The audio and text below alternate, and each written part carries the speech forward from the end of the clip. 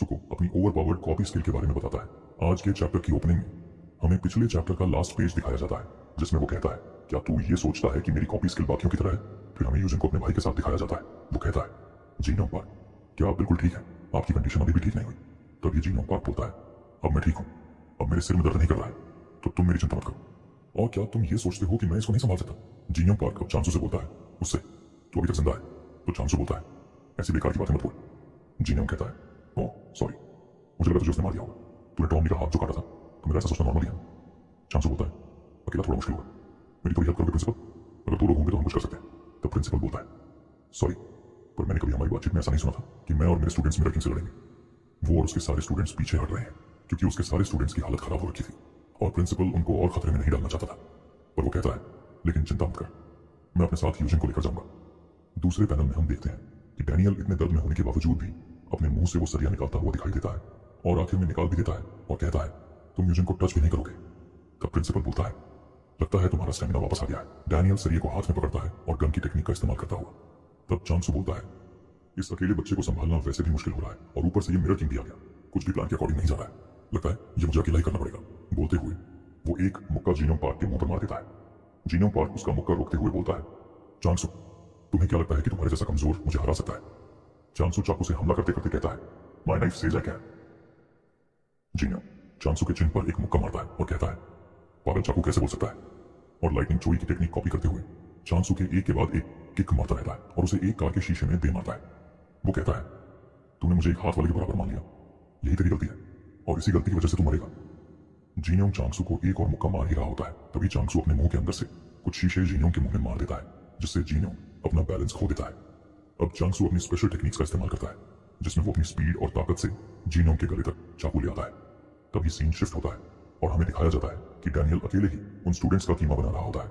तभी प्रिंसिपल एक मुक्का डैनियल पर मार देता है, पर डैनियल उसे आसानी से ब्लॉक कर देता है। अब प्रिंसिपल डैनियल से बोलता है, मैंने तुम्हारी एबिलिटी के बारे में बहुत सुना है और ये भी कि तुमने बहुत सारे वर्कर्स की एफिलिएट्स को तबाह कर दिया था।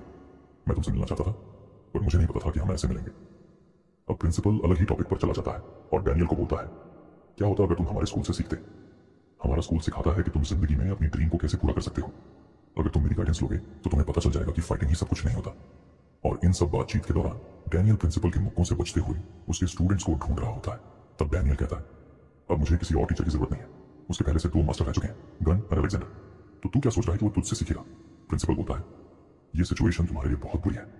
डैनियल दूसरी तरफ देखते हुए कहता है, बुरी? सॉरी, पर मैं समझ नहीं पा रहा हूँ कि कौन सी पार्टी बुरी कंडीशन में है।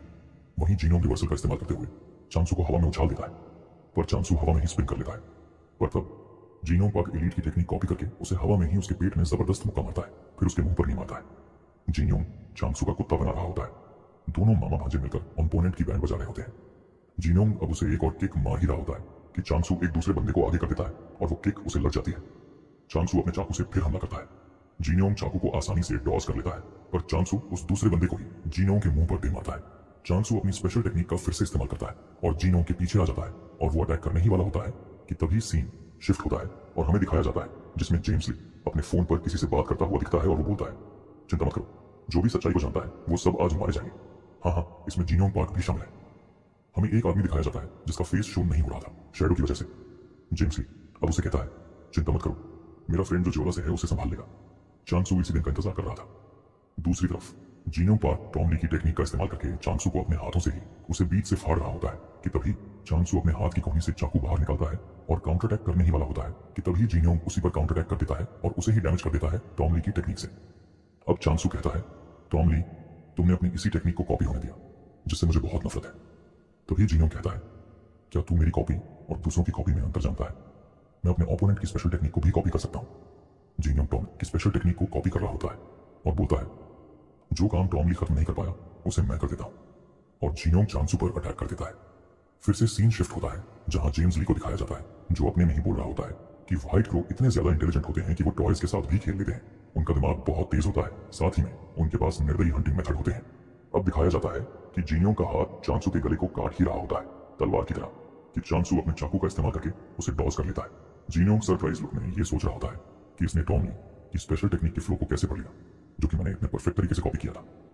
चांसू जीनोम को बोलता है, मैंने ही टॉम ली का हाथ काटा था, मैं उसकी टेक्निक से क्यों डरूंगा? मैं उसके बारे में सब कुछ जानता हूं। मैंने मैंने उसे बहुत लंबे टाइम नोटिस किया है। मैंने ऐसे अटैक्स को अगर पॉज नहीं किए होते तो मैं बहुत पहले ही मर जाता। जीनोंग अचानक सरप्राइज होकर बोलता है, चार। अब हमें यहाँ रिवील होता है कि चांसू ने भी प्री जनरेशन की तरह 4 चीजों में मास्टरी हासिल की हुई है। चांसू अपनी एक्सक्लूसिव काउंटर टेक्निक का इस्तेमाल करके अपने चाकू से जीनोंग के गले पर वार कर देता है और चांसू बोलता है, मेरा किंग, एक्चुअली मैं इतने देर से वेट कर रहा था कि तुम टॉम ली की कॉपी करोगे, तो इसी तरह